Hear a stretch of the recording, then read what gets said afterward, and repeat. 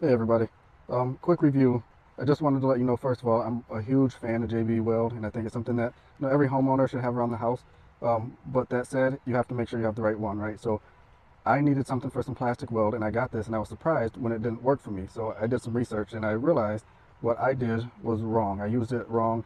So I wanted to give you some tips and tricks to let you know what you need to do with this, so you know if it's the right product for you or not. So first of all, let me show you what it is like here. So open the tube up, and it comes with this roll of putty inside this kind of little plastic wrap here.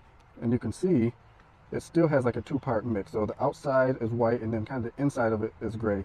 First thing that I think I did wrong was I pinched this stuff off, which means I didn't get equal parts, right? So what you want to do is cut pieces off. So you want to cut off an appropriate amount for your knead, so you make sure you have equal parts. And then you want to make sure you wear some gloves, and you really mix this stuff in, right? So you knead it and knead it for a while until you make sure you get a nice consistent color, and it will start to get hot, right? That's because the two-part epoxy reaction. So it will start to get hot, but you want to make sure that it's thoroughly mixed, because if it's not, it might not cure properly.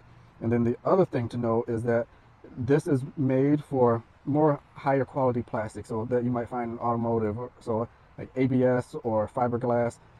It doesn't work for like polypropylene or polyethylene type plastics, and that's what I tried to use it for.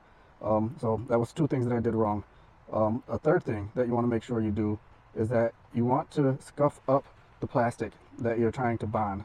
Right, so scuff it up a little bit so it gets a little bit more to grab onto, and also make sure you clean off any like residues, any extra oils or anything on there before you try to stick it together. And then you should be okay to use it, and give it enough time to cure, and then go ahead and sand it and paint it, cover it up, because it will break down in the sunlight or whatever.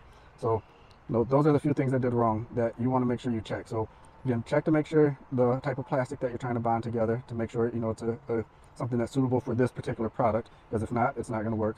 And then just use it properly, and if you use it properly, it is a phenomenal product, and then I would recommend it. So use the right product for the right application. J-B Weld has a huge selection of things, so most likely they have something for you. But this was a review of the plastic weld, and just to let you know what you should use it for.